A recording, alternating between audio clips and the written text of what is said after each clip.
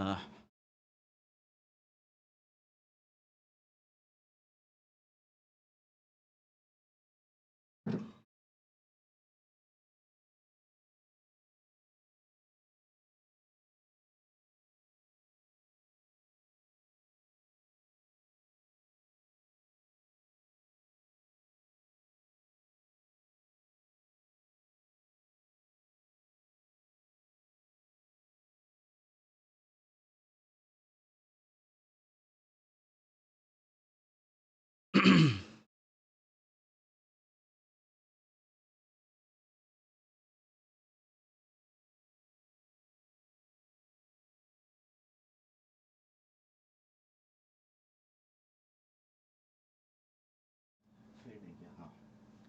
it should be visible. Okay. Good morning, everyone. Welcome to Unacademy IAS, a one-stop destination for all the English medium civil services aspirants. Before I start the discussion, please do let me know in the chat section that I'm audible and visible for all of you. Please do let me know in the chat section that I'm audible and visible so that I can start the discussion for today.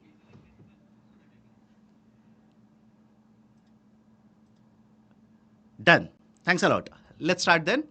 So, welcome to the Hindu News Analysis dated 2nd June 2025. This is Shyam Kaggod here, taking up 11 important articles from the daily edition of Hindu newspaper today. For those who are wondering, sir, what about other articles from, let's say, other newspaper? Indian Express also has the same articles. There is a overlap. That's the reason all of these are from the Hindu newspaper today. Done. So with that particular caveat, let me start the discussion. But before that, as usual, those who want to download the PPT that I'm using today, please join my Telegram channel. I've ensured that all the important articles from the Hindu, be it science and technology, be it polity, be it IR, be it economics, all of them are covered in today's discussion. So do not forget to join my Telegram channel. Here is the QR code. Scan it, download after the session is over. Point number two, a lot of you, I believe, are appearing for the mains this year. And the remaining, those who are wondering, sir, what about the remaining people? You'll appear mains either in the next year, 2026 or 2027. One concerning area for a lot of you is, sir, what are the directions which are used in the mains examination and how do I understand the importance of the directives or the direction terminologies that are used in the mains examination? Just to give you a basic idea, very often, even in the questions that I provide, I will use the term elaborate, critically evaluate, elucidate, discuss, right, expand, etc. etc. So a lot of these directives are used in the mains examination and a lot of the students do not understand the meaning of the directives. For those aspirants and even the others who are appearing for the mains examination, Mukesh sir will be taking a session explaining to you what is the importance of all of these terminologies with examples, with previous year questions, etc. Do not forget to join or watch that particular video. Please utilize that particular video. Now, the third important announcement, those who are aiming to ace the 26 examination CSE or 27 examination, you can avail a courses at a price of 19,999. If you use the code IAS English, you will also get an extension free of cost up to 12 months. Once you avail the courses, you will get access to live sessions, be it Hindi, English or bilingual classes. You will get access to the recorded sessions as well. You can write multiple test series, prelims as well as the mains. You'll also get reading material, the static as well as the current affairs portion. For example, under the English course, we have a program called as UCAN, Unacademy's Current Affairs Navigator, where subject-wise the faculties, subject-specific faculties, mind you, will be taking current affairs session. Each of the faculties 4 hours every month. So these kind of offerings are available. You can check out the details by clicking on the link provided in the description below. Now let me start the discussion. The first set of articles, I'm saying set of articles because I'm pretty sure some of you have seen the newspaper today. In the central page, that is the editorial page, opinion page, as well as the text and context page, around 3 articles are there which are very, very big articles. One is there in the editorial page. Second one is there, right, in the opinion page, that is the data has been provided. And the third, in the text and context page, a full page article has been provided regarding one economic indicator, important one by the way, that is the concept of gross domestic product. Now, instead of discussing all the 3 articles separately, I hope you understand, instead of discussing all the 3 articles separately, I'll be merging all of these and having a detailed comprehensive discussion. Especially those who are writing the mains examination this year, be aware of the discussion. Now these are: one, is India the world's fourth largest economy? Article 1. Second one, India's rise to fourth largest economy believes the per capita reality. And the third one, the growing pains, that talks about the recent GDP data that has been published for the fourth quarter as well as the previous financial year. Now, what are the important points you need to understand? And whatever factual data that you require, I repeat, whatever factual data you require from these articles, I have given in this particular slide. Because trust me when I say this, lot of factual data has been thrown left, right and center in all of these articles. Left, right and center. Should you remember all of this data? Should you ignore all of this data? The answer is not purely white or black, it lies in gray. That is some amount of data you require. I will give you that data. Please make a note of this or download the PPT, use it when you write an answer. Point number 1, what do you understand by the term GDP? GDP essentially stands for the market price of all the final goods and services which are produced in India. Simple. The market price of all the final goods and services which are produced in India put together is called as GDP. Now, historically, if you see, there is some infatuation. There is this attractive thing that the different countries, different governments have been trying to achieve. That is, they want to become the largest economy in the world. There is this kind of infatuation with the ranking, just like you people and even me have with rankings. The governments also try to achieve these rankings, the largest GDP in the world, second largest, third largest, fourth largest, fifth largest, etc. So whenever you come across the term ranking of economies, I repeat economies, because different rankings are provided. In terms of economies, whenever you come across the ranking of the economies, they're simply comparing GDP of different countries. Now, the GDP ranking can be given in 2 different ways. One, when you calculate GDP using nominal exchange rate, just give me a minute, I'll explain all of this. And the second, whenever you compare GDP using the exchange rate which is called as a purchasing power parity. PPP, purchasing power parity. Now, what do you mean by nominal exchange rate and a purchasing power parity? If you simply take GDP, calculate the market price of all the goods and services in terms of rupees. Let's imagine. I hope you understand. Let's imagine. Sorry. Let's imagine the total market price of all the goods and services produced in India is, let's say, 100 rupees. And today, if the exchange rate in the market, that is how many dollars you will get by giving rupees, if the exchange rate in the market, let's say hypothetically is $1 is equal to 80 rupees, I will convert all of this, that is a GDP number, in terms of dollars. Everybody is okay, I will get $1.25 here. This is right, the GDP calculation using nominal exchange rate, which is there in the discussion right now. That is very recently, representative of Niti Aayog, the Prime Minister as well, they announced that India has become the 4th largest economy. Correct? In multiple instances, they have started claiming that India has become the 4th largest economy in the world. India is ranked at 4th. Is it true? Is it false? Right? Is there a long way to become a 4th largest economy? Is it sustainable? That's a different the argument altogether, different debate altogether. But the Niti Aayog representative as well as the Prime Minister have already claimed that India has become the fourth largest economy.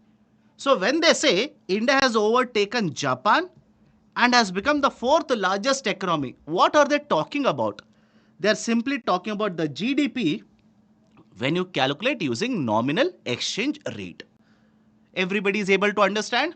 But more importantly, listen to me carefully. Has India really become a fourth largest economy in the world? The argument which has been put forward by these is that it is according to IMF, International Monetary Fund. According to IMF, we have already overtaken Japan. This is the argument. But if you look at the document which has been published by Japan, it is not saying that India has already overtaken the document published by IMF doesn't specifically say that India has already overtaken Japan. It says, as per our projections, I repeat, as per our projections, by end of 2025, India will be overtaking Japan. By end of 2025, India will be overtaking Japan. By how much? Not by a large margin, by the way. Not by a huge number. According to the data that has been published by IMF, by 2025, India's GDP will become $4.187 trillion. $4.187 trillion. And Japan's GDP will be worth $4.186 trillion. Right? Not by a large margin, hardly 0.01% difference between both of these countries. And moreover, these are projections. These are projections. That is, by end of 2025, it is expected to happen. But please understand, let me go back to the discussion here. This is one methodology to calculate GDP. But the problem with this kind of a methodology is that whenever you talk about GDP, it will simply give you quantity. I hope you understand. It is a quantitative data. It will simply tell you what is the market price of all the final goods and services which are produced in the territory for a specific time period. Will it tell you anything regarding the quality of the data? Do let me know in the chat section, by the way. Will it provide you information regarding how many people are poor in India? Will it give you data regarding how many are working in informal sector in India?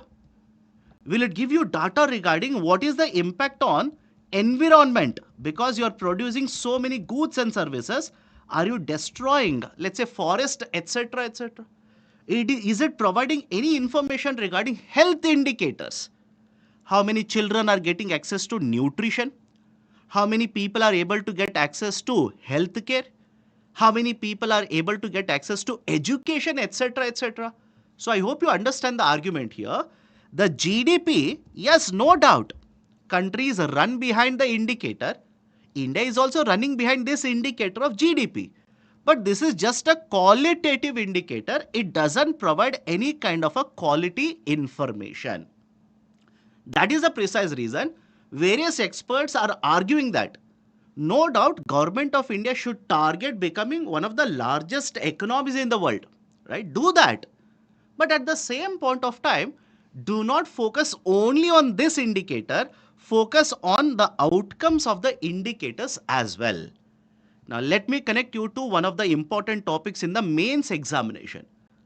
I don't know how many of you have seen the syllabus of the mains examination. There is an topic in the mains examination syllabus by the name of inclusive growth.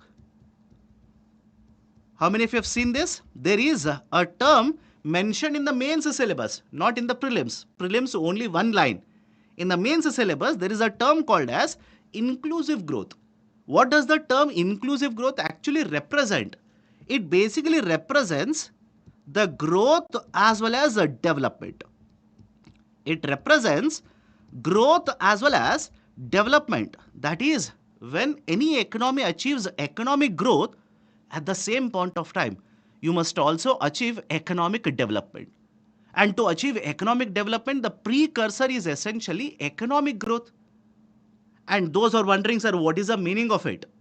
The growth that happens should include all the populations, should provide benefits to all the populations, all the people from different societies, not just a certain people. That kind of a growth which is focused on the quantity as well as the qualitative outcomes, that is called as inclusive growth. And according to the World Bank, both of these indicators are connected to each other. They're not opposite to each other. Because historically it was assumed you can achieve only one at the cost of another. You target growth, you will achieve growth, then you will have to ignore development. World Bank definition simply says no. Inclusive growth focuses on both of these indicators. You can achieve both of them together. They're not competitive. They are basically complementary to each other.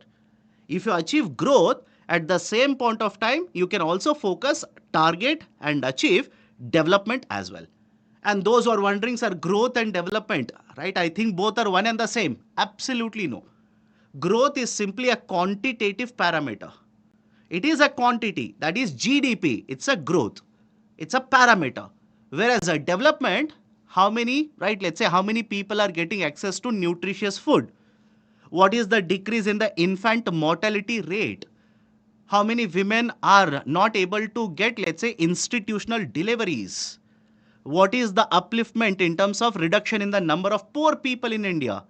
How many farmers are committing suicides? If that number goes down, all of these essentially talk about development. Everybody is okay with the discussion so far? Everybody is okay with the discussion? So argument very simple in this case is, yes, you need to achieve GDP growth. Yes, target that. Run behind it. Achieve it. But at the same point of time, do not forget about another indicator, that is the development. Focus on that indicator as well. Now, some of you will basically say, sir, you have also mentioned something called as PPP. What does the PPP actually mean? Purchasing power parity. In simplest of the terminologies, it simply means what is the amount of money that is required in two different countries to purchase same set of goods and services. You have a basket of goods and services. Basket simply means collection. To purchase this basket of goods and services in two different economies, how much money you need to spend? That is called as the purchasing power parity exchange rate. And let's say hypothetically, for the same basket of goods and services, that is same quality of or standard of lifestyle, if in India you will have to spend 50 rupees and in USA $1, in that case the purchasing power parity exchange rate will become $1 is equal to 50 rupees. Everybody is okay? Now if you use this exchange rate, hypothetically, because the World Bank publishes this data, you do not have to memorize the calculation that I'm showing here. Let's say $1 is equal to 50 rupees. Imagine that is the PPP exchange rate, and you have produced the total value of goods and services worth 100 rupees. Then according to the purchasing power parity exchange rate, India's GDP will become $2. Everybody is okay? India's GDP will become $2. And that is the reason, please remember this particular point. When you talk about GDP rankings, India's GDP will be the third largest. I repeat, India's GDP will be third largest under PPP exchange rate. And India's GDP, according to the government now, officially not announced, but just in speeches, India's GDP as per nominal exchange rate will be fourth largest. Is everybody okay? Is everybody able to understand the discussion regarding the GDP, nominal exchange rate, or purchasing power parity, growth, development, inclusive growth? Now let's go beyond this as well. What is another aspect of discussion here? Another aspect of discussion is when you talk about gross domestic product. Right? If you compare between India and GDP, no doubt, according to IMF projections, India is set to overtake Japan. It is set to overtake. But if you look at this, just by comparing two different countries, is it the correct representation? Just by comparing India's GDP with Japan's GDP, are you making a correct observation? Reason being, listen to me carefully. In addition to GDP, there is also one more indicator called as a GDP per capita. Is it okay? In addition to GDP, there is also one more indicator called as GDP per capita. And what do you mean by per capita? Whenever you come across the term per capita, it essentially means per person, per individual. Now, don't you think a country or one country which has a higher number of people, which has a higher population, again, theoretically speaking, is expected to have higher GDP? Simple argument.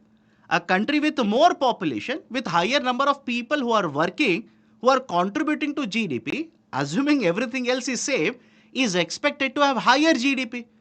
So when you simply compare GDP of two countries without considering what is the GDP per capita, you are doing a disservice.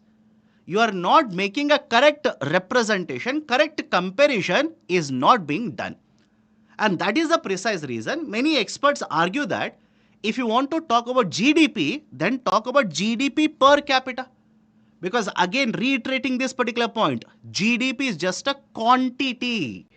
Whereas GDP per capita will tell you on an average, I repeat, on an average, how many rupees or how much amount is being earned notionally by every individual.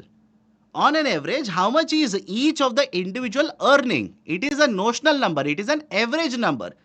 It doesn't give you exact amount of earning, but it will give you certain idea per person how many rupees are being earned. And when you look at that particular data, you will be worried about India's performance. Reason being, have a look at this. India's per capita GDP is how much? $2,711. For 2024, it is $2,711. And how much is the per capita GDP of Japan? Per capita GDP of Japan is more than $33,000. I hope you understand the comparison here. It is a $33,000 plus dollars. You can round it off to almost $34,000. Right? So India's per capita is much lower, almost a tenth of per capita GDP of Japan. And what is the population? India's population is almost 10 times more compared to Japanese population, which means per person in Japan, they are earning much higher compared to what is a per person earning in India. Very simple. What is the per person earning in India? It is much lower compared to what is the per person, again on an average, earning done in Japan. And it also has a huge implication. Why? In the recently published economic survey, there is a term called as a dependency ratio. How many of you have heard of this? Dependency ratio. Although the dependency ratio in case of India has fluctuated, it is on a lower side now. But the problem is dependency ratio in Japan and other developed economies will be much lower compared to what is the dependency ratio in India. And those who are wondering, sir, what is the meaning of dependency ratio? How many people are dependent on per person working in India? How many dependents are there for per person or 100 people working in India? That is called as a dependency ratio. Right? So that is the reason. Again, I'll just summarize everything here. Listen to me very carefully. Should India target GDP growth? Yes. Should India achieve a higher GDP? Yes. Should India become a developed economy over a period of time? Absolutely yes. Everybody should be in favor of it. But at the same point of time, GDP alone should not become a target. Again, underline the term GDP alone. It should not become the only target for the government. At the same point of time, you should also target development. You should also target, improvement in the quality of the life of the people, improvement in the welfare of the people, improvement in the development indicators as well. Everybody is able to understand? So I've discussed the first article which is given here, which basically talks about GDP calculation, problems with the GDP calculation under nominal exchange rate, as well as GDP calculation using purchasing power parity. This article compares what is the situation between India and Japan. Although they have taken one more country, that is Poland, you don't have to be worried about Poland. You just focus on India and Japan. And like I said, factual data. What kind of factual data you will require? Please make a note of all of these particular points. You can use this to write a very effective answer. for questions such as, please have a look at this, descriptive question, serial number 66. Right, 66. Higher GDP should be an objective, but not an end goal in itself. Higher GDP should be an objective, yes, no doubt. But it should not be the end goal in itself. That is, don't target only high GDP. Because what India needs is growth along with development. I'm reminded of a report that was published very recently. That is, what is the wealth inequality in India? What is the income inequality in India? Although there are supporters of that report as well as the, let's say, the critics of that particular report, that report basically mentioned that the wealth inequality and income inequality in India today is worse compared to pre-independence time period. The inequality is higher in India today compared to what it was pre-independence. Whether you agree or disagree, that's a different debate altogether. But is there an inequality? Wealth inequality? Yes. Income inequality? Yes. Right? Gender inequality? Again, answer is yes. Right? So we should implement certain reforms or implement more effectively the current reforms in order to ensure that growth along with the development will also take place. Okay, so this is a question for you to practice. You can use this data. Have a look at this data set here. First one, I've already mentioned it to you. Second one also mentioned. Third data set, percentage of workers with formal employment contracts. Means what? Where there is job security, where at the end of the month you will get salary, etc. It accounts out of the total number of employees in India, those workers account for around 24%. Whereas in a country such as Japan, what is the percentage of formal jobs there? 91%. 91% out of 100 people, 91 workers who are working, of course, out of 100 people who are working, 91 workers have a formal contract, which means job security is there. At the end of the month, salary is given to them, fixed amount of salary, etc. That kind of a safety of job is available in Japan. The gross enrollment in college level education after completing secondary education level in India is 33%, one third. Whereas it is 65%. It is 65% in Japan. Have a look at this. Life expectancy of person in India is 72 years on an average. Whereas in Japan, it is 84 years, which essentially means better quality healthcare is available. Right? Job security and income security will provide them to plan for life after pensions, etc. The infant mortality rate, IMR, infant mortality rate for India is how much? 24.5. That is for every 1,000 live births, how many children basically pass away. That is infant mortality rate, 24.5. Whereas Japan, it is less than 5 for every 1,000 childbirths.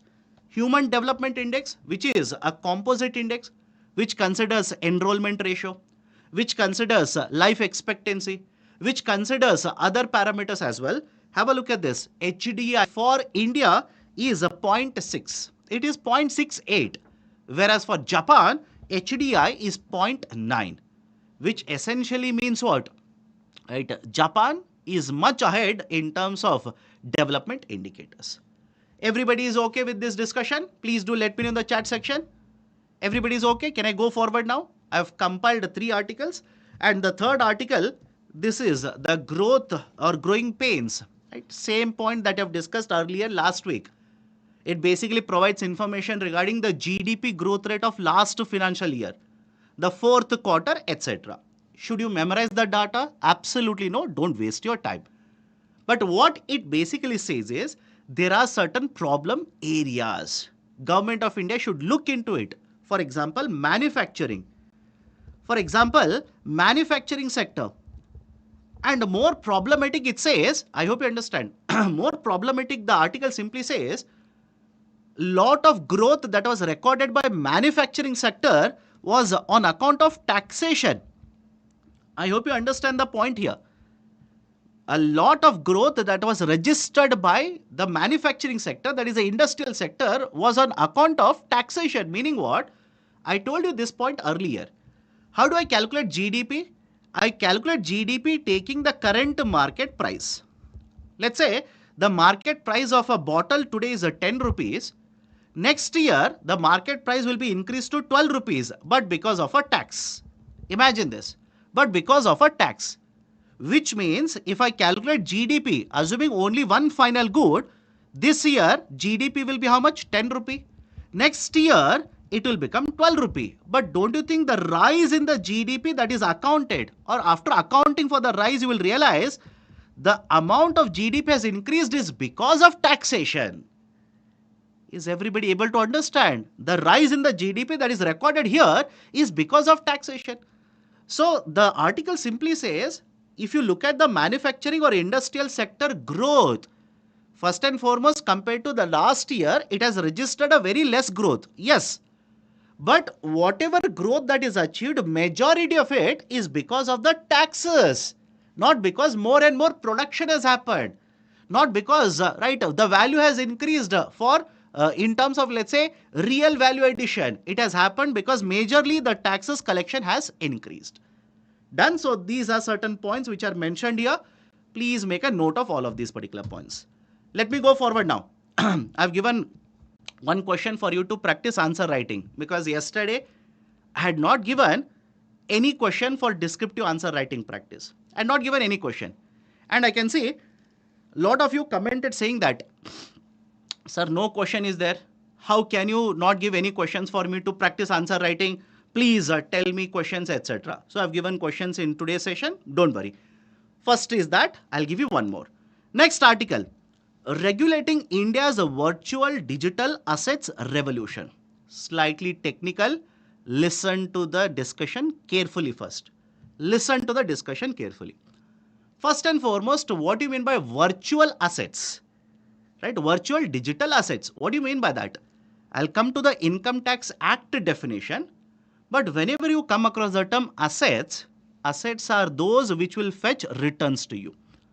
Assets are those which will get returns to you. That is called as an asset. So listen to me carefully. According to the Income Tax Act, any asset which is having a digital representation, which is present in a digital form, such as cryptocurrency. All of you heard of Bitcoin? Please do let me know.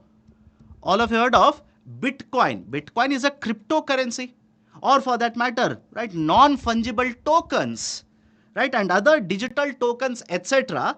All of these essentially are digital representations of certain assets, and all of them are covered under a bigger umbrella term, virtual digital assets, under the Income Tax Act of 1961.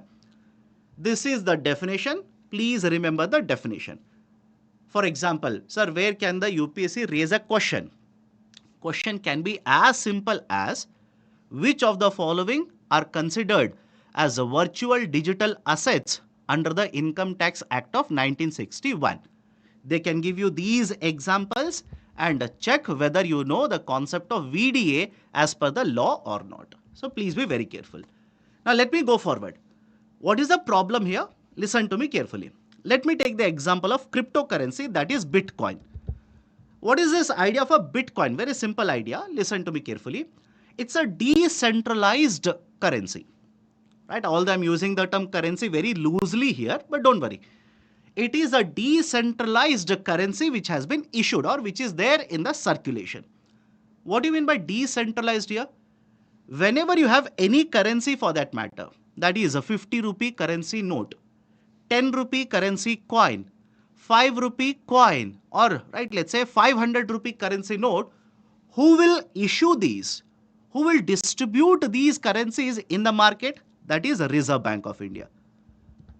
Everybody is okay with the point number one here? It is Reserve Bank of India. RBI decides how many notes must be printed and issued in the market. Should I increase the money supply? Should I reduce the money supply?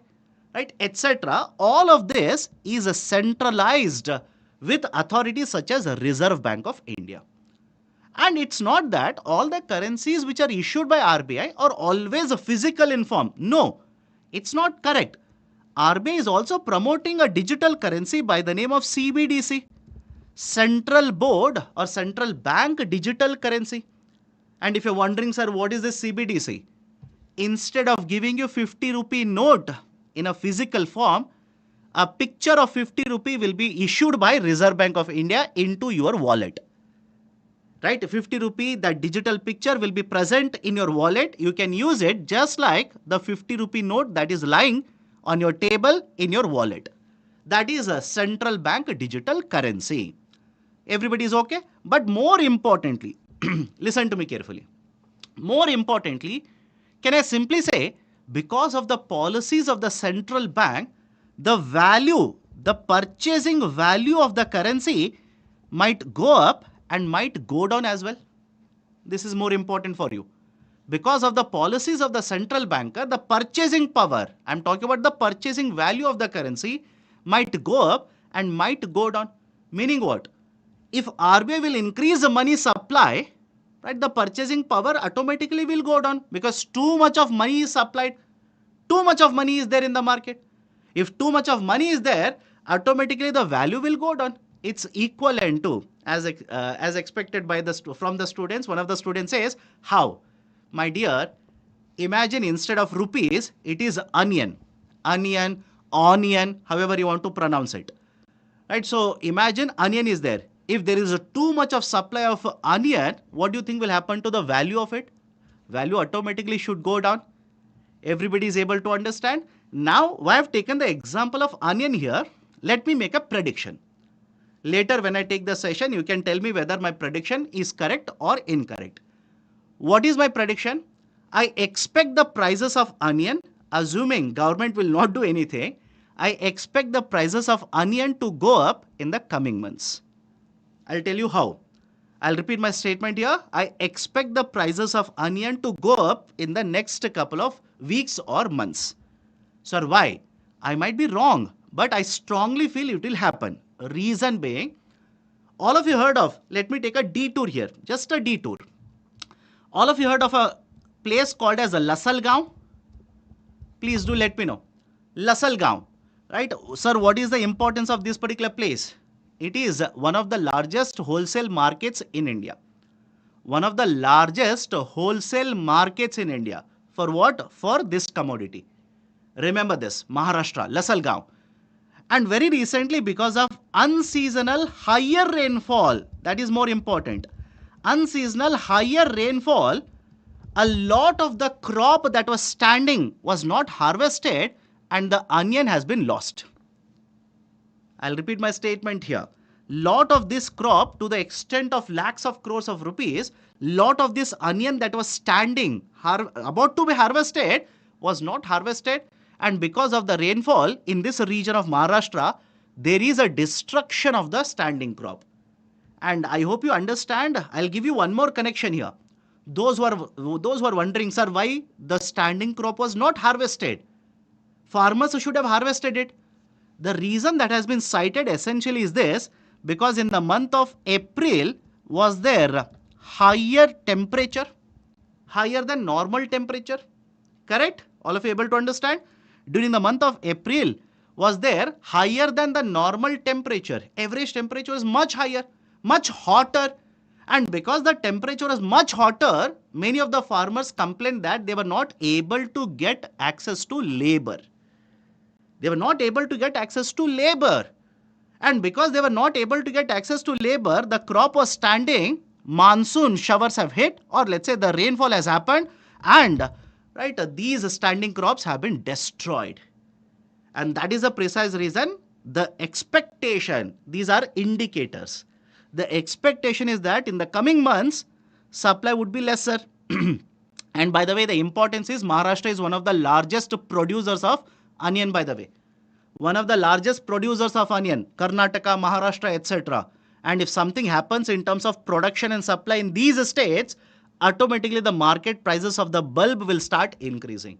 So come back to the discussion. This is my prediction. Let's see what will happen. Okay, so RBI will, based on requirement, will increase the money supply, reduce the supply. But essentially what is happening? With that, the value of the currency, purchasing power of the currency will be affected. And as an opposition to this, opposition meaning, how can a central banker policy have an impact on purchasing power of currency that I'm holding? Because of you, my purchasing power is going down. As a opposition, there was a concept of virtual digital assets such as cryptocurrencies. Cryptocurrencies. Is everybody okay with the understanding of why cryptocurrencies have become very famous now? Because if you invest in, let's say, money, you keep cash, you earn cash, you keep cash. Because of various factors, the purchasing power will go down. No fault of yours. No fault of yours. The purchasing power will go down. But on the other side, if you invest in cryptocurrencies, use the money, invest in cryptocurrencies. The prices of cryptocurrencies historically, again I'm talking historically, have been going higher and higher. That is the reason there is a very high demand for these kinds of assets in India. Not only in the global market, but also assets in India. But the problem comes because India doesn't have a regulatory or framework to basically regulate all these types of virtual digital assets. We do not have a consolidated framework. And that is the precise reason RBI tried to impose restrictions on utilization of cryptocurrencies. The Supreme Court of India, right, basically stopped this kind of a reform. And as a result of this, Government of India announced measures. You can't stop it, then impose taxes on it. That is exactly what was done by Government of India. So Government of India announced 1% TDS on the value of cryptocurrencies traded whenever the value is more than 10,000 rupees. Government also announced a 30% capital gains tax whenever these, right, let's say cryptocurrencies or virtual digital assets are traded in the market. That is, you get money, you earn returns, 30% of the returns that you have earned pay to Government of India. So these are certain important points. But the argument of the writer is the government is not having an effective policy. It is simply imposing taxes. These kind of taxes will simply drive away the investments rather than in India. The investments might be flowing outside India. Is everybody able to understand? Rather than simply imposing taxes and making it difficult for them to invest in India, why not have a regulatory policy? And just to prove my point here, the writer also gives you data. That is, there are certain exchanges. Exchanges means just like, I hope you understand, the BSE and NSE, there are exchanges which will allow you to trade in cryptocurrencies. There are certain exchanges which are set up outside India. Lot of Indian investors are investing through illegal methods, through, right, let's say certain different methods. Rather than investing in India, they are investing in cryptocurrencies outside India. And how much is the value? More than trillion rupees worth of investment. More than trillion rupees worth of investment. That's not a small amount. And what is the outcome? If you invest outside India through illegal methods, I'll give you an example. I'm not promoting it. Understand this carefully. I'll give you one example. Let's say I am taking certain amount of money outside India under an initiative called as LRS, Liberalized Remittances Scheme. I will take the money outside India saying that I'm taking this for education purposes, which is allowed by the way. I'm taking it to purchase an asset outside India. I'm going for a foreign trip, etc., etc. But I will use this money to invest in cryptocurrencies outside India. Exchanges which are registered outside India, I will not declare it to Government of India. Because that kind of a paperwork proving that I've invested is not present. So I hope you understand there are different ways. There are different ways. I don't want to tell you all the ways because it might lead to some of the people using those means. There are different ways through which more than ₹1 trillion worth of investments have happened in offshore exchanges, which cannot be taxed by Government of India. So argument of the writer is very simple. Why have this kind of a policy? If it is not leading to proper regulation, if it is not leading to expected outcomes, why have this kind of a policy? So what should be done? Simple recommendation. Remember this. There are intermediaries. There are certain intermediaries by the name of VASP. VASP simply stands for the Virtual Asset Service Providers. Virtual Asset Service Providers. For example, have you heard of Wazir X? Please do let me know. And if you say no, I will realize you are not even watching advertisements in between IPL matches. I will realize that. You have heard of Coin DCX? There are multiple crypto service providers. These are essentially classified under virtual asset service providers. Right? So these are companies, simple. These are companies which will provide, right? So which will provide the services for you to invest in virtual assets, which will allow you to trade in virtual assets, etc. So argument of the writer is, let's have a comprehensive framework wherein we will bring in these virtual asset service providers, ask these virtual asset service providers as to where there's a lacuna, how can we plug the loopholes. Take the assistance of these VASPs to implement a policy which is overarching, which is having right far-sightedness, which is not going to burden investors in India, etc. Because mind you, whether you like it or don't like it, there are investors in the market. Rather than investing in any other asset, they will invest in virtual assets. And because of multiple methods which are available, they are investing in overseas, offshore, the market, rather than investing in the Indian market. So what is the point of these kind of regulation? Let's have a let's review all of these policies, have a comprehensive framework wherein the stakeholders such as VASPs will be brought into discussion, and through VASPs we can formulate, implement and have a very good policy in terms of virtual digital assets. Everybody is okay with this? Do let me know. Now, one more question for you to practice answer writing. Descriptive question number 67. As the VDS contribute to the value creation and growth, there is a need for a balanced, pragmatic and future-proof regulatory framework. Elaborate the statement. 15 marker question in 250 words. Okay, now let me go forward. Next article. Assam government's policy to arm civilians. Right, what is this policy? What is the background to this? Let me explain this.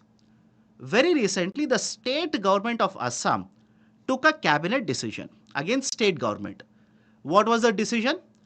The government there announced that certain regions, people residing in certain regions, now they will find it easier because of the guidelines to purchase and basically get a license to hold arms. That is weapons. Simple. Right? Let's say different arms that you want to purchase. For example, gun. Today, if I want to go to the police, because I'll have to go to the police to get a license for a weapon, it is not given easily. I hope you understand. And in this context, remember the law as well. Whenever you want to get a license for having a gun in your household, you'll have to apply for that, or it will come under the regulation of Arms Act of 1959. Arms Act of 1959. And it also is under the Arms Rules of 2016. Arms Rules of 2016. These are the two pieces of regulations. Remember that. So it is not easy for me to get a license to purchase a gun. Lot of regulation is there. Lot of background checks is done. But what is being proposed by the state government of Assam? These people who are residing in certain regions. And what kind of regions are they talking about? Those places which are in the border with Bangladesh. The places which are there in the border with Bangladesh, the indigenous population, I repeat, indigenous population there, vulnerable population there, now the process of licensing, the access to weapons will be done much more easier. This is the announcement. And what is the background to this announcement? The government there simply says, the discussion regarding providing licensing for purchasing of arms for self-protection. Of course, it is always for self-protection for civilians. This, in case of Assam, is not a new thing. It has been there in the discussion for multiple years. Now we have finally taken a decision so that the people can protect themselves if they have access to weapons, if they have access to the arms. But at the same point of time, this is the objective, right? Very well stated objective. But at the same point of time, there is also criticism. What is the criticism? You understand both the sides of the argument. One side is these are border regions, And these regions are seeing lot of, right, let's say the movement of people across the border. So we should provide the people with the arms so that they can have self-protection. This is the argument. But at the same point of time, what is the criticism? The criticisms are very simple. One, don't you think if you come to a position to allow people to hold arms to have self-protection, does it not mean the state is failing the population? Whose duty is it in case of India? Again, don't generalize it. You cannot compare this with USA. In case of USA, there is a constitutional provision guaranteeing them right to bear arms. And that is the precise reason multiple times that is there in the discussion. But in case of India, who has been given the right to hold arms, right, basically control the supply of arms, etc.? The government. The state and the central should provide the security to provide protection to the people, whether they are in the hinterland, whether they are in the border regions, etc. Doesn't matter. It should be the duty of the government. Now, by asking the people to purchase arms, and to whom you are talking about, vulnerable population, vulnerable people, I hope you understand. You want them to go to the market, get a license, purchase arms, spend money on it. For what? Self-protection. So understand the logic behind it. Is the state not simply shifting the burden of protection, burden of providing security which is on its shoulder to the shoulder of the population here? That is one. And second one, it is not the first time that a state is trying to actually do this. In fact, there is a case which has been mentioned in the article here, Salva Judum case. Very famous case, by the way. The concept of Salva Judum, which was introduced in a state, Chhattisgarh, by the way, what was the argument? Maoism is very much prevalent. And one of the ways you can control the Maoist activities is if you can have certain people who are from same villages. Because people residing in the villages know the terrain better, know the region better than police forces. Citing that only, the state government instituted a force called as Salva Judum. And weapons were given. Certain amount of income was also given. But ultimately, the Supreme Court of India back in the year 2011 declared Salva Judum unconstitutional. And that had to be disbanded. The reason which was cited by the Supreme Court of India is, who is going to regulate them? There are multiple instances where cruelties were committed by the people who are part of Salva Judum forces. So ultimately, the Supreme Court of India observed there are too many excesses being committed, no regulation whatsoever. That's the reason it was declared as unconstitutional. Now, if the state government will allow the people to simply arm themselves, what kind of regulation is going to stop them whenever there are communal tensions in those regions? Right? What if vigilantism increases in these regions?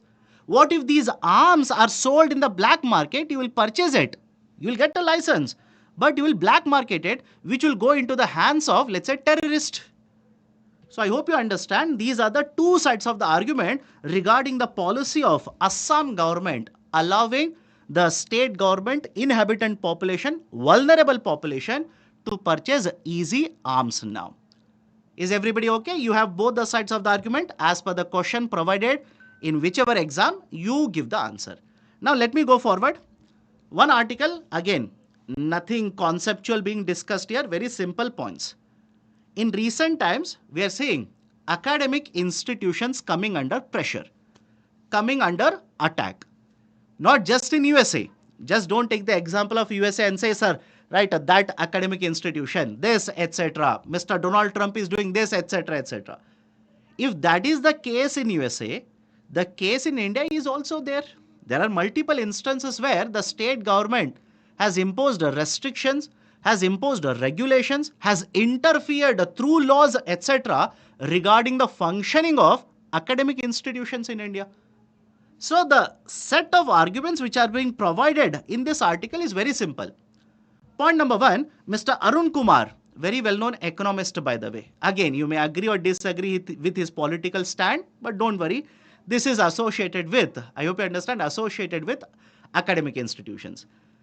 The point number one, he says, there is a paradox with universities, or in case of universities. What is the paradox I'm talking about here? The universities or academic institutions generally are supposed to promote research and development. New viewpoint should be instilled in the eyes of the students. The students must be made to think critically, question the society, question what is happening or the followings are done by the society, come out with the solutions to the problems faced by the society. But the problem here, he says, at the same point of time, there is one more issue. What is the other issue?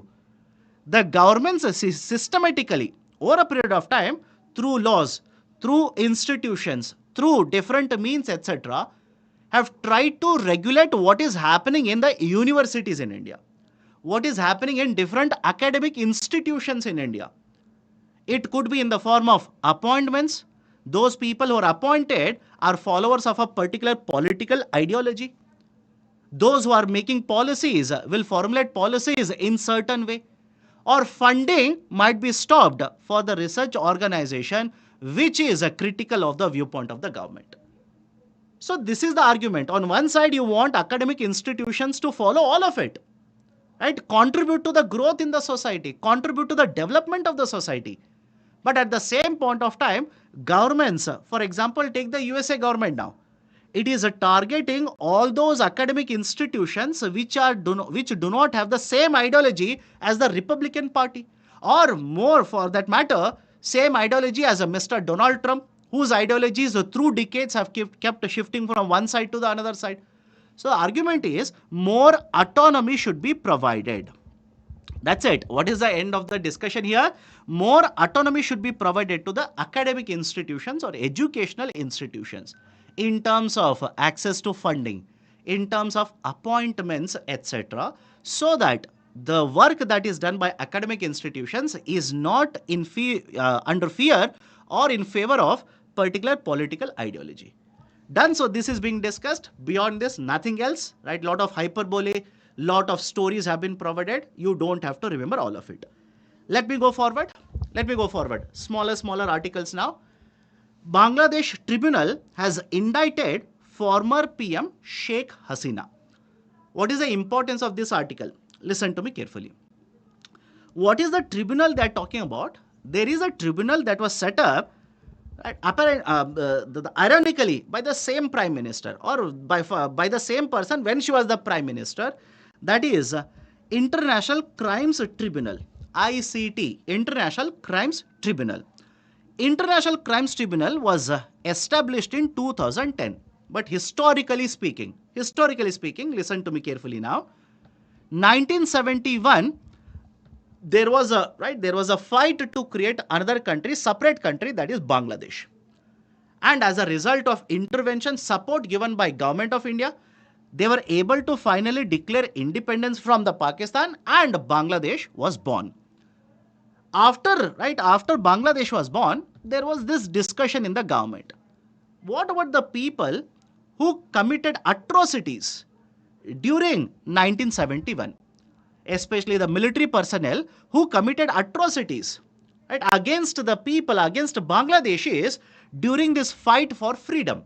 And that is the precise reason in 1973, the government there passed International Crimes Tribunal Act. And based on the provisions of the ICT Act of 1973, around 195 people were tried and sentenced. Around 195 people were tried and sentenced.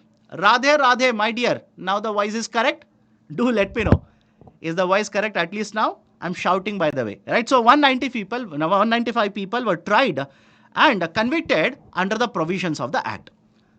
Now later, Pakistan declared or recognized Bangladesh as a different country, and all these 195 people were repatriated, were sent back to Pakistan. That is the beginning of the story. Now later on, the government, when Sheikh Hasina was the prime minister, in the year 2009, amended the act. And with the amendment, even the civilians who have committed atrocities against the people, right, who have been alleged to be involved in right these kind of activities now will be tried. And it is alleged that after the tribunal was set up in 2010, the government used the tribunal to target opposition political leaders. The representatives of opposition political parties were targeted under the provisions of the ICT, because now even the civilians could be tried under the provisions. Cut to 2024.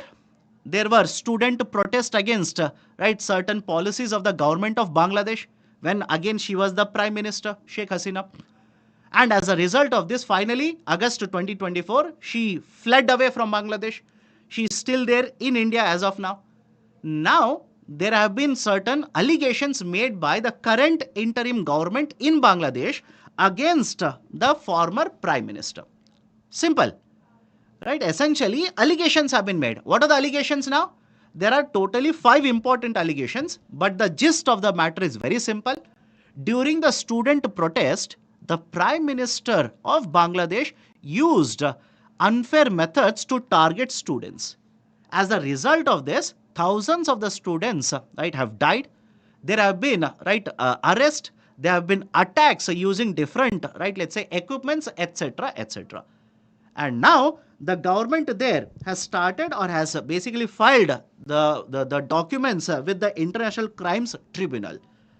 But please understand, one of the criticisms against International Crimes Tribunal, which is set up in Bangladesh, is the fact that the international practice, whenever there are allegations of let's say crimes against humanity, the international convention or the practice has been that the proceedings must start, the hearings must be held in the presence of the person who is alleged to be involved in all of it. You should be present, right? Although the allegations are there, you should be present, right? There is an allegation against you. You must be present and the hearings will start. But the criticism against the practice that has been introduced by Bangladesh is that you don't have to be present. Even in your absence, they can start hearing and start taking or start the proceedings altogether. And that is the reason now the filings have been done by the government representative there. The hearings have begun. The ICT has issued a court order, or an order has been issued for introduction of the former PM along with the minister, former minister, along with the chief of the police to be present on 16th. So these are certain important points associated with the tribunal indicting Sheikh Hasina or former PM Sheikh Hasina. Okay, next article. Center nudges the states to act against unrecognized schools. Right? What is the importance of this article?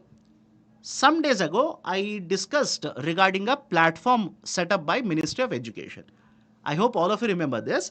I discussed regarding Unified District Information System for Education Plus, UDISE Plus. Now, there is one more point associated with that. What is the point here? In 2 states in India, right? They have given data regarding 2 states. Just remember that. In 2 states in India, the Union Ministry of Education has sent a warning or sent a notice to them to act against unrecognized schools. They want the state government to act against these unrecognized schools. And if you're wondering, sir, which are these 2 states? What if I'm part of this particular state? I want to raise this policy. I want to protest against the state government. My dear, the 2 states which are at the forefront of this presence of unrecognized schools, I hope you understand, are 1, Jharkhand. Jharkhand has the highest number of unrecognized schools, 5,879. And have a look at this. Another one is Bihar with 4,915, totaling more than 10,000. Totaling more than 10,000, right? So more than 10,000, unrecognized schools have been pointed out by the union government. What do you mean by unrecognized schools? Remember this. According to Right to Education Act, RTE, according to Right to Education Act, if a particular school doesn't meet standards which are defined under RTE, right? What are the standards? For example, you are supposed to have certain fixed amount of teacher-student ratio. You're supposed to have 25% seats, 25% of the seats in the class 1, be it right public or private. Public is available for everyone. Private school, at least 25%, right, should be made available for certain population, etc. Infrastructure wise, there are parameters defined. If these conditions are not met under RTE, now you can basically define the school or withdraw this particular school's certification, which is issued either by the center or the state. You can withdraw the certification. Right? That is the point under the Right to Education Act of 2009. So the center has right asked these particular states to act against more than 10,000 schools which are not recognized. Everybody is okay? So this is an update. Please make sure you are reading about these particular points as well. This is on right to education. Now MCQ number 122. Consider the following statements. The right to education came into force during the period of 12th five-year plan. How many of you think this statement is correct? Do let me know. The right to education is applicable to public as well as private schools. Second statement is correct. Right? The provisions are applicable to both public as well as private. The right to education came into force during the period of 12th five-year plan. No. 12th five-year plan was implemented from 2012. Right to education 2009 and 10, that would be 2007 to 2012. That would be 11th five-year plan. 11th five-year plan, right? So first statement is incorrect, second statement is correct. Right option for the statement, right, will be option B. Right, only the second statement is correct because today I've taken care of the direction also. Don't worry. Which of the above statements is or correct? It is right the second statement only. Let me go forward. One more article associated with social issues. Caste survey. The state of Telangana, for the first time ever in India and globally also, according to the state government, has developed a backwardness index. Composite backwardness index. Is everybody okay with the statement here? Composite backwardness index. Now, what is the importance of such an index? Let me ask you a very simple question. All of you very often will come across how many people are poor in India in terms of percentage. Correct? All of you, please do let me know in the chat section. Very often you will come across a statement saying that the poverty rate in India has declined by this much. So many people have been moved out of poverty. At so much percentage according to this calculation is under poverty, etc., etc. But let me ask you one question. Imagine, again I'm taking hypothetically, imagine, let's say the data says 20% of the population is poor. But now tell me, can this data that is 20% tell you what is the intensity of the poverty? Think of this and do let me know in the chat section. Can it tell you what is the intensity of poverty? Intensity in essence means what is the impact of these people falling in poverty? Are they able to get access to even 10 rupee worth of food? Are they able to get access to 5 rupee worth of food? Are they able to get access to basic health care, etc.? That is the intensity of poverty. So the poverty number will simply tell you again the quantity data. It will not give you the intensity of poverty. And before you ask me, sir, any indicator that I can say will provide me with the intensity of poverty? Remember, Human Development Index.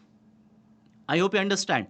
Human Development Index or multi-dimensional poverty index, etc., which are composite indicators. Composite indicators where you're not looking at only the amount of earning, where you're not just looking at the amount of money, you're also looking at with this amount of money, are they able to get access to education? Are they able to get access to, right, let's say healthcare? Are they able to get access to other indicator, etc., etc.? Done? Everybody is okay? So in the same way, you're reading about caste survey.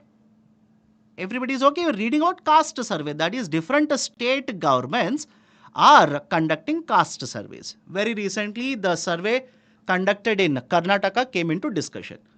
Don't worry, don't memorize the data for UPSC of the state-wise caste survey data. Not relevant, only the national level data is relevant for you. But more importantly, tell me now, if one survey says, let's say hypothetically, 10% of the population is backward. Just think of this. The survey simply says 10% of the population is backward in a state. That 10% data, does it signify, does it indicate what is the intensity of backwardness? All of you able to understand this? Will that tell you about the backwardness experienced by this, right, let's say population? Answer is again no. It is simply a quantity. It is not telling you anything regarding intensity. Meaning, if I'm backward, if I belong to the backward section of the society, by virtue of coming from this backward classes, I may not have sufficient money. Because I'm from a backward classes, I may not be given access to, right, let's say drinking water in certain facilities in the village. I may not be given access to temples. I may not be given access to educational institutions, etc., etc. And those will basically roll your eyes and say, sir, nothing of this sort happens in India. My dear, come out of the shell. I would simply say, come to the reality. You will realize even today, these kind of events do take place. Everybody is okay. That is the reason what Telangana government for the first time ever in India, by any state, and according to the data given, again I reiterate, first time in the world, they have developed, right, a backwardness index, a composite backwardness index, where they're essentially not collecting the data whether you belong to backward caste, backward class or not. In addition to that, they're collecting data whether you're getting access to school, whether you're getting access to, let's say, public places, whether you're getting access to temples, etc. These kind of indicators, the data on which is collected, and they have created a number system. Right? These would be ranked, 42 indicators, data is collected, and these are ranked in a scale of 0 to 126 points. 0 to 126 points. Right? So this is essentially a new type of index. Please be very careful. Question can be asked in the prelims, and those who are writing mains, you can use this as a way forward to find out, to address the issues faced by the backward people in India or backward society in India. So points prepared by 11-member working group. It is headed by Justice B. Sudarshan. 42 indicators across 9 categories have been utilized to collect data, and the caste have been ranked in the scale of 0 to 126. Done? Okay. So associated with this, one more MCQ. It will be 123. Which of the state is the first in India to prepare a composite backwardness index? Again, I'm not going to ask you the answer to that because you already know it is the state of Telangana. The state of Telangana is the first in India. Now, next article, Election Commission revises voter list for bypolls. Somebody here says C. My dear, it is not C. It is Bahadur Alam, option B. Right? Shubham Biddu, sorry. Shubham Biddu says option C. No, my dear, option B, Telangana. It is there here. In the title only it is there, right? So Telangana. Okay, let me go forward. Election Commission of India has revised the voter list for bypolls. This is for the first time which has been done by Election Commission of India in 2 decades. What is the importance of the article? Listen to me carefully. The Election Commission of India in the last couple of months has been criticized for certain things. That is, right, Election Commission is right, not taking care of the voter rolls. There is a duplication, etc., etc. But at the same point of time, Election Commission also has implemented multiple reforms, taken multiple measures to address these issues.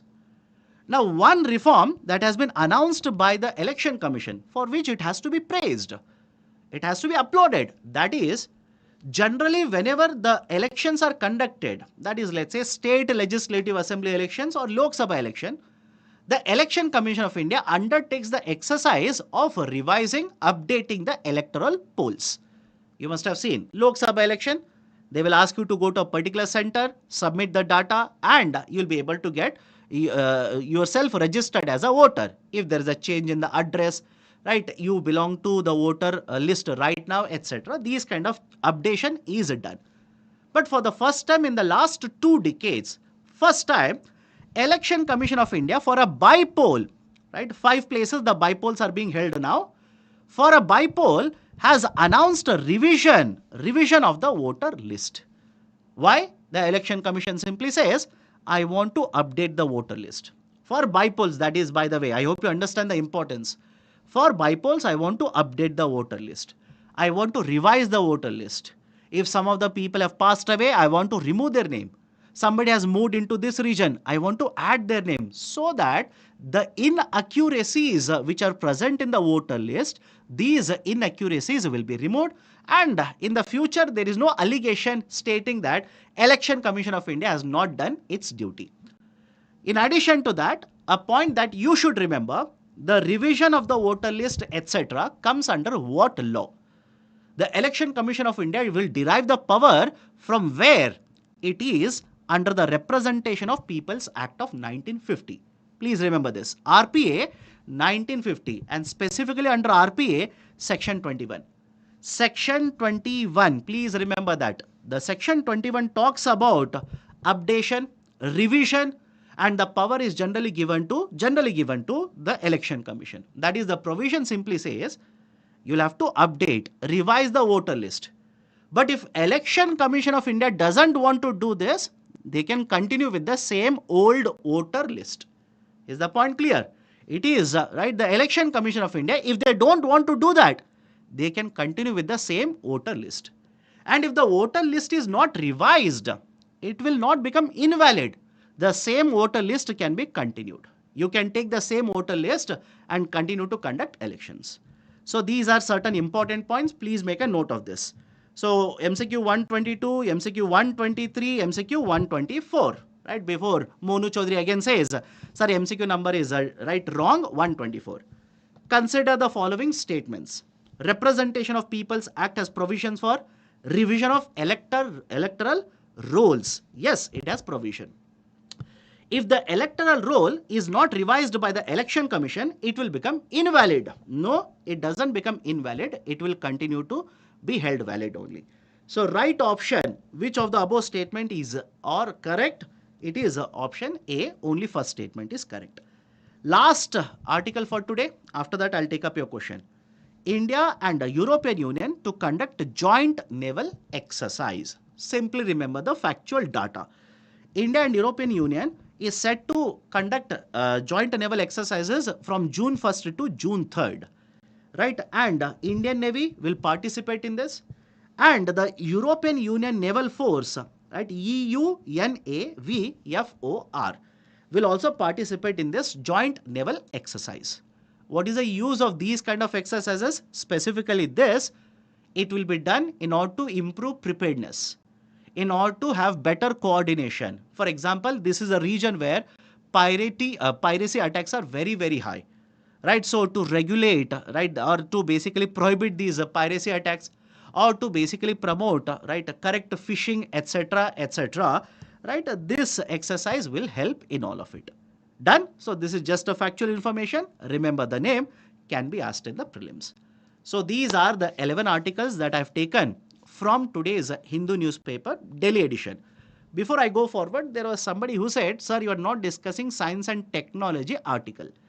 Today, I did not find any important article. Yesterday also, there was a page, science and technology page is there on Sunday.